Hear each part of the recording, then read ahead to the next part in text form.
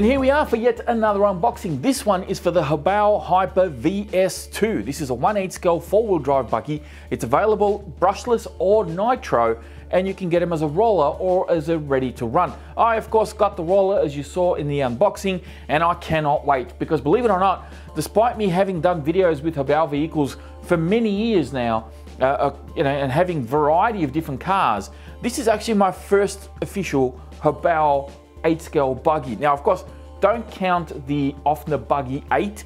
I don't know if that was actually HoBao, but it may have been. But if you count that one, well, this is actually my second, given that that was actually my first Offner vehicle, to be honest with you, and it was such a long time ago, and it was such a dismal car too. So I'm really looking forward to this one. I've seen a lot of people have a lot of success with this and talk this particular car up quite a bit. They're raving about it, saying it's really durable, handles really well, and of course, given that I got the roller, I'm going to set it up my own way, and I cannot wait. So let's get that box out of the way and let's have a look at this thing a little bit closer. I'll show you everything with a bit more detail of what you actually get. Of course, you get your wheels and tires that do not come pre-glued. You're going to need to glue those on. I know some of you don't really like gluing wheels and tires on, but you know, if you go by the experience that I had with the Team Magic buggy, they gave me pre-glued tires and they started coming off, I think, on my first or second run. So I actually prefer that the tires aren't glued. You can choose to use the tires that are supplied. You can get your own tires. You can set it up however you like, and you can probably do a better job of gluing the tires onto the wheels as well. Now, this little bag here comes with a bunch of little bits, so we'll go through this very quickly. You get a toolkit. Now, this toolkit comes with a very big Allen key. If you're wondering what that's for, that's actually for the pillow bowl suspension here. Normally these are 5mm, but HoBao have actually given us an 8mm, so they've beefed it up a little bit, and then of course you got a bunch of other little Allen keys in there as well to work on the car. I don't know how good these tools are, but I do always recommend that when you're sort of getting to this level of RC, you probably want to invest in a good set of tools anyway. But that 8mm, you probably want to hold on to that because yeah, most RC toolkits don't have 8mm Allen keys. Of course, you get the spoiler that you need to mount on the car, and they give you some zip ties as well to tidy up any sort of like little wiring issues that you might have. And finally, you've got these little washers here, which are actually for the spoiler. So this is to mount the wing on. And they even give you a body pin there for your body. That's everything in that little packet. And then in here, we actually have the motor mount plate that you need to put on the motor. They give you all the hardware for that, and they even give you a pinion. This pinion is 14 tooth, and I'm actually going to be using this one just to see how it goes with the stock pinion. If I need to change it up afterwards, we'll go from there. But I'm actually going to be using an Offner motor in here, which is the original motor out of the Hyper MT Plus 2. So I think it would probably work here just fine. And finally, of course, the manual, the all-important manual that I know a lot of you really look forward to reading when you get one of these out of the box. You also get a very colorful antenna tube. I don't know if they're all going to be the same color, and you're not going to need to use all of this, so you're going to need to chop it up. I've actually got a receiver that's antennaless, so this is going to go in the spare box. And then on the back here, you've got a racing support form, which is also a warranty information sheet regarding warranty for the car. And now for the all-important manual. This is actually a really good manual. On the back here, you can actually do tuning notes. So they got notes for your suspension, and then you've got big exploded views with part numbers everywhere, little parts list just there, more parts. And you got exploded views showing you how to put everything together in the car, which is actually really, really cool. In here as well, they give you the stickers for the body, and they also give you some masking for the windows, which is something that I didn't get with the Team Magic car, but it's nice to see that HoBao have actually included these, and these are the sticker sheets. So you don't have to use the masking, you can just paint the car all one color and then put the window stickers on the outside like that. It's entirely up to you how you do it. But that is pretty much everything that you get when you unbox one of these.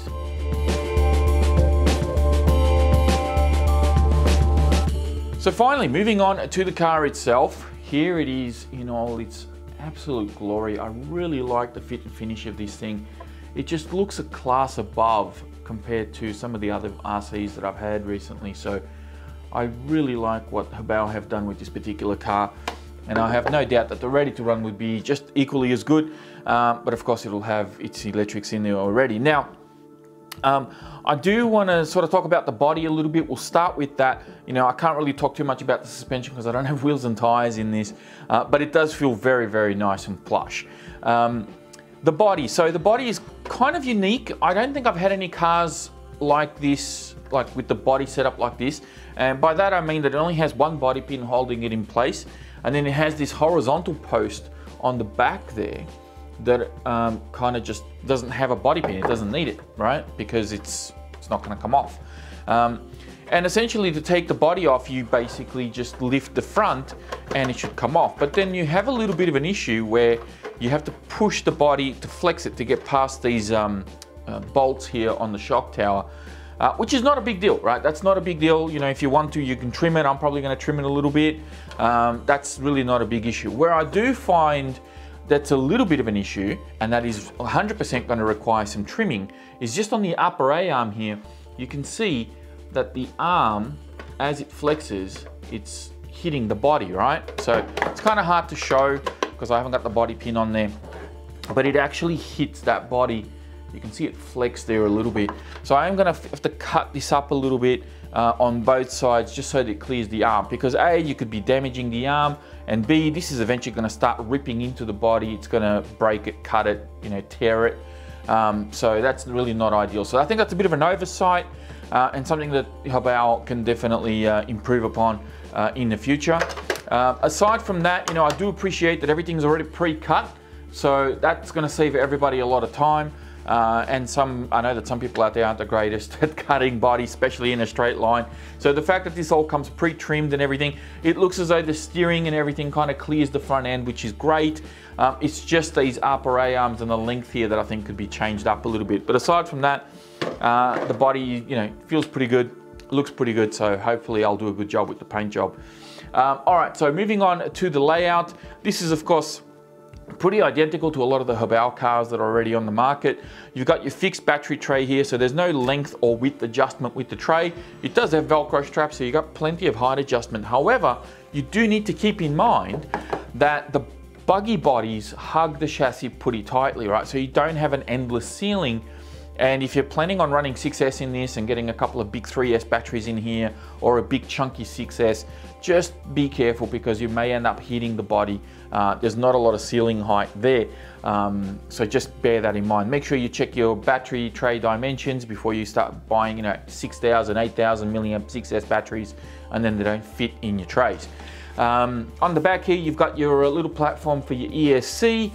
Swinging around, we can see our sliding motor mount just here. Receiver box looks a bit small, but it's actually quite tall, so it's vertical.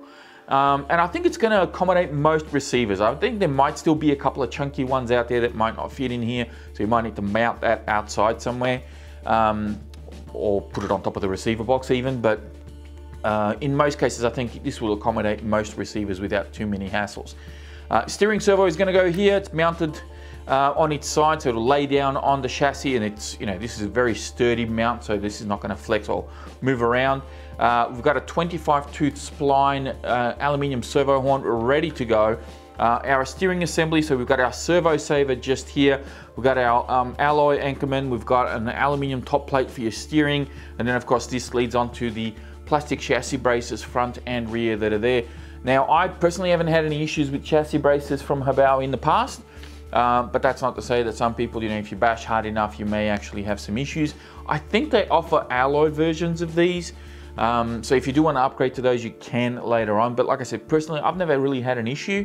But I know that there are people out there that do, you know, some crazy stunts with these cars, and when things go wrong, things break. So something to keep in mind. Adjustable steering links just here. Really nice, beefy upper and lower A-arms.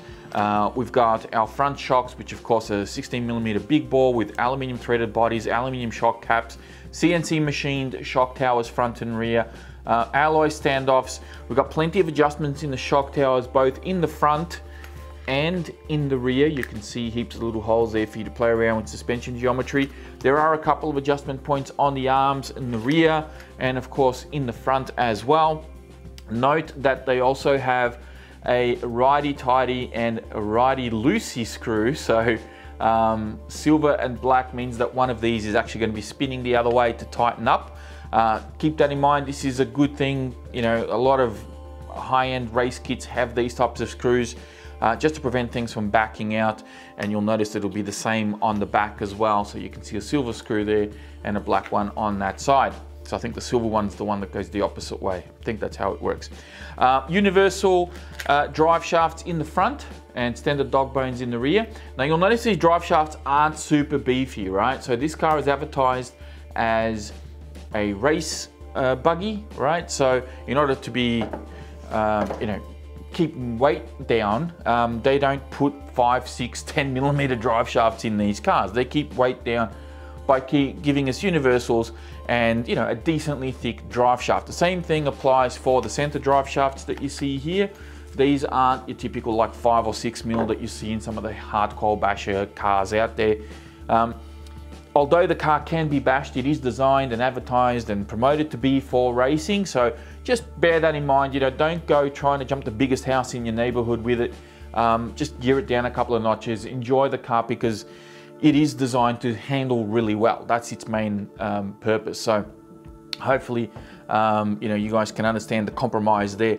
Of course, we've got front and rear pre-installed sway bars already on there. And we've got our alloy hinge pin braces on the front and rear of the rear A-arms, and the same rule applies for the front A-arms. Something that's really cool here as well, you'll notice that you've got your 4 bolts that hold the diff case in place, but then the alloy chassis brace is actually bolted to the chassis as well, and it's keyed into the chassis too. So you can see those little sort of notches going into the chassis just there. So same thing on the rear. This is going to add extra strength, and you're less likely, you know, if you have a really nasty crash, you're less likely to rip the entire diff case out of the chassis and destroy it all. So hopefully, you know, your extremities like your A-arms and things like that will break, but your diff case will stay intact, and hopefully that won't take too much damage. So that's the idea behind that, which I think is really, really cool. And I think that pretty much wraps everything up, except I will say one thing though, it doesn't actually tell me if the chassis is 70/75 or 60/61. It does, however, say on the box that there are, you know, some parts that are lightweight 70/75. Now, going by the color difference, I am going to say that maybe the hinge pin braces and the shock towers are the 70/75 bits, and then maybe the chassis and, you know, all the links and everything else is probably going to be just standard 60/61. That's my guess.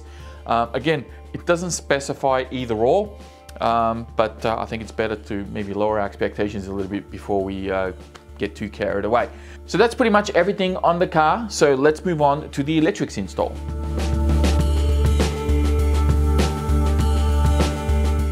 So my electrics are installed, but before I go ahead and paint up the body, I wanted to show you a couple of things that you can really only see with the clear body, and also give you a bit of an update on the progress of the entire build. So you can see the wheels and tires have been pre-glued, and hopefully these will run on 6S without coming off. We'll see how that pans out. Now there's some screws here that you need to mount up to mount this spoiler.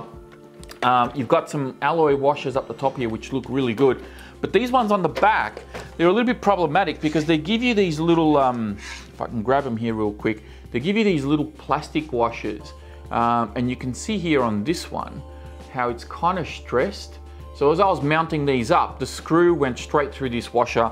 So I decided not to use them at all. I took them all off on those 4 screws and used some metal washers there.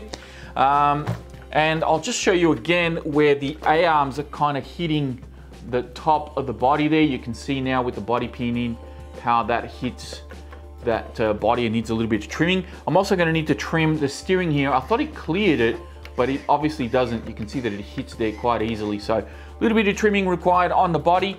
And you can see that the car sits a little bit low. And that's really because this is advertised as a race spec buggy. So, you know, it's not jacked up like that, like you would see with most basher buggies. But I'm going to be adjusting my shock collars to lift the car up a little bit to have a bit more clearance, because where I run there's going to be rocks and gravel and, you know, tall grass and stuff like that. So I want to be able to clear the ground. But as it's set up, if you have a really nice track, this might actually handle really, really well. So, and then of course you can fine tune it to your liking. Now, in regards to why I've left the body clear for now, you can see how I've wired my ESC and my battery and how I've got my connector set up, because this is a problem that I've sort of came across, and I was mentioning this before, how you don't have a lot of headroom for big batteries, you know, and all this sort of stuff. Well, you actually don't have a lot of headroom at all. And there's a couple of reasons for that. One, of course, is the design of the body. The body, you know, can be a little bit more, you know, give you a little bit more clearance here. But there's another reason with the battery tray, which we'll cover off in a second. So originally I had the cables from the battery coming out through the front, and then I was gonna, you know, strap my cables down with the battery straps and have them sitting on top of the battery. But I don't even have the room for that. I couldn't put the body on without the connectors hitting the actual body. Plus, as soon as these cables at the back kind of bubble up a little bit, you know, if you loop them or whatever, they hit the back of the body as well. So it's a little bit tricky to get everything tidied up. Now, you'll notice that the flat section of the buggy or body doesn't, you know, take up the whole battery. So you're like, okay, well, I'll just run my cables on the inside of the battery. The problem with that, as I take the body off here again, the problem you're gonna have with that is that the spur gear is right there. And if you run your cables and everything else on the inside here, you're gonna be very close to catastrophe town, because, you know, if the spur gear gets hold of your cables, it's gonna chew it up. Best case scenario, you'll have some, you know, soldering to do when you get home. Worst case scenario, if it catches both red and black cables, it could short out your battery, short out your ESC, and you're gonna have a really bad day at the office. You can probably run it right at the top edge of your battery, but again, as soon as these cables loop around here to go over the top, they hit the body. There's not a lot of headroom. You gotta be very, very careful. Now, this is a standard 4S pack, hard case 4S pack. It's as standard as the raw approved ones. If you've got any of those that have the bullets, you know, that stick on top, good luck. You're not gonna be able to fit them in here. I did contemplate turning the battery 90 degrees, but the battery is a little bit taller, 90 degrees, so it wouldn't fit in the battery tray. It only fits this way. So you're probably gonna have to like go to a soft case pack, and then that might give you a little bit more headroom and you might have a bit more flexibility there, but that's entirely up to you. How I've done it and how you can see I've done it, I've ran my cables as flat as possible, and I've got them tucked in on the side here. This is probably not gonna work for everybody depending on your battery cable orientation. So just be very mindful of this, okay? It's just something to take into account. Even with the cables of the ESC laying down as flat as they are, they still rub a little bit on the edge here. And you can see the cables for, you know, the motor and everything. I've got them mounted down quite a bit on the chassis brace, and that's really because the chassis brace has a little slot just down the bottom there. You can sort of see the slot. And I've got one of the zip ties going through that so that the cable doesn't slide up. So it stays down nice and low. Originally I had it mounted a little bit higher, and yeah, it kind of, I couldn't barely fit the body in, and then this was hitting the body as well. Now I've got clearance on this side. One of the reasons actually why this is happening is because the battery tray sits off the chassis about 5 mil. So you might actually be able to see a bit of a gap there between the chassis, the chassis and the bottom of the battery tray. And originally I thought, oh great, they've done this for wire management, so I can run my ESC cables underneath and all this sort of stuff. But there's no clips or anything for the ESC wire to run through. And I think I knew this from before because I've had a number of these cars. They're all pretty much the same as far as the battery tray is concerned. And I think I've seen, you know, in some of my other cars where I've had to run the cable through the top, and it's just the way that it is. And I'm really kind of surprised and a little disappointed that HoBao haven't fixed this up yet. They haven't, you know, allowed for some wire management. So when you're doing your build, you can actually run your cable down nice and low and have it tucked away through here and come up into the receiver box. But you'll see that if I tried to do that, and I'll use the antenna as my pointer here, if I try to run the cable down out of the receiver box between the shock tower and the diff mount and then come up into the receiver, then the outdrive cup, which is this little guy right here, he's going to be numbing on that cable, and we don't want that. So then I thought, okay, I'll run the cable around the front of the front chassis brace, and that will stop it from going back into the diff. But as soon as I bring it up, because there's nothing to capture the cable and keep it down on the chassis, again, the drive shaft and the outdrive cup are going to be, you know, chopping at the bit to bite on that cable. So I had to run it on top, a couple of zip ties into the receiver box. Hey presto, it's not the neatest install, but at least it works, it's effective, and I don't have any danger of, you know, my cable and everything else getting chewed up. Receiver box. Originally, I thought that this was going to be big enough for a lot of receivers. I was a little bit wrong. First of all, it's not fully water sealed, and I think that's common knowledge with a lot of these cars.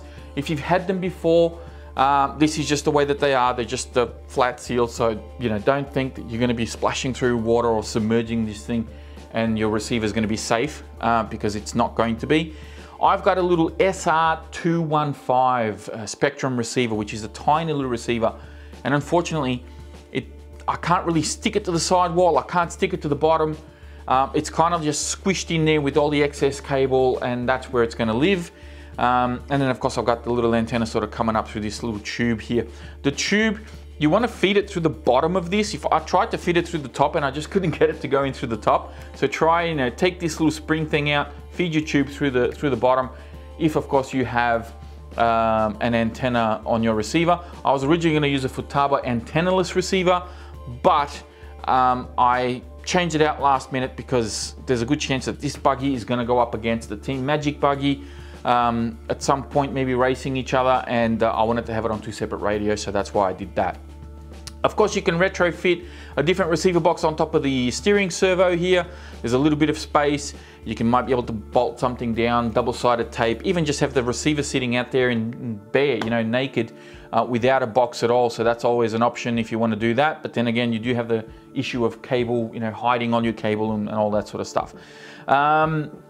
Was there anything else that I can think of during the install? No, not really. I think that was pretty much it. I would have liked to have seen a little hole drilled out on the side of the chassis here to allow access to that screw, because I mounted up my servo and everything, and then I realized I don't have access to that screw, so I had to remove this.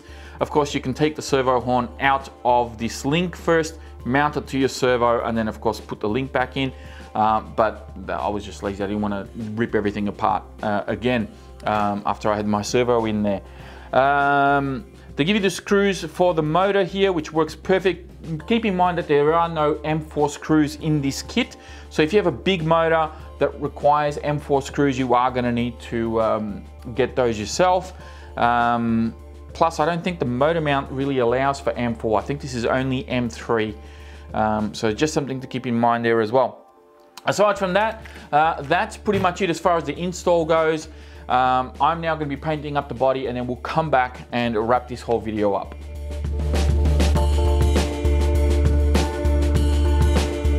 And here we are finally with the finished product ready to rock and roll. So we're going to run through this very, very quickly because I know that this video is pretty long as it is, and I don't want to make this any longer. All right, so the body, I've gone with the Tamiya metallic purple. I didn't bother using the window masks, although I did try to put the window masks on. The front one kind of worked okay, but the edges were a little crooked, but you know, it wasn't too bad. But the side windows are actually oversized for this kind of like indentation. So they're the same size as this actual sticker. So if you can imagine putting this on the inside, that masking would have overlapped all the corners. And I know that you can get in there and maybe cut it and trim it and fix it up, but I'm on a bit of a tight schedule at the moment. I wanted to get this finished to go out and bash it this weekend, so I didn't want to waste too much time on that. So I've just painted it one color, put the window stickers on, and we're done. I did put the Hyper VS2 down the side, although I was contemplating not using it at all because I was going to keep it just plain Jane, but there was really no other stickers that I could really use to just give it a little bit of a highlight. So I've put it on. It's kind of grown on me a little bit. It's not the worst thing. And of course I got the HoBao on the back spoiler back there. Just a word of caution, when you're putting stickers on these cars, these stickers are super strong. If you mess it up, you're going to really know about it because it's going to be really hard to peel these stickers back off. Now, just lastly, I'll mention that I did trim my body to clear the arms and also the steering over here, so that's all nice and neat. I used the Dremel with the drum sander, and that cleaned that up in no time, so really easy to do. We take the body off. The paint is still fresh, believe it or not. I only just finished painting this about 20 minutes ago, so we'll put that aside. And very quickly, I want to run you through the electrics that I've installed in this, because although I did show you how it all went together, I didn't tell you what I used. So I'm using the power system and the servo right out of the Hyper MT Plus 2. So 150 amperes C. The motor is a 4074. I think it's a 2000 kV from memory. The only thing I've changed is just the bullets. The ESC had these larger bullets, which I think are either 5 or 6 mil, and I had to change them out on the motor side as well. I think I used this ESC at some point in something else, and I needed to change the bullets. So that's really the only reason why that's happened. And the servo, as I said, is out of the truck as well. It's a HoBao servo. You know, although it was a little bit weak for that big old monster truck, this is a car that's about half the size and about half the weight, so it should be plenty for this car. I think it'll work just fine. And of course, I'm using the Spectrum radio, which my DX5C, and that should work perfectly fine in this car, because I've got the Team Magic buggy on my Futaba, and this one on the DX5C, so I think it'll, you know, make good competition when we actually put them up against each other.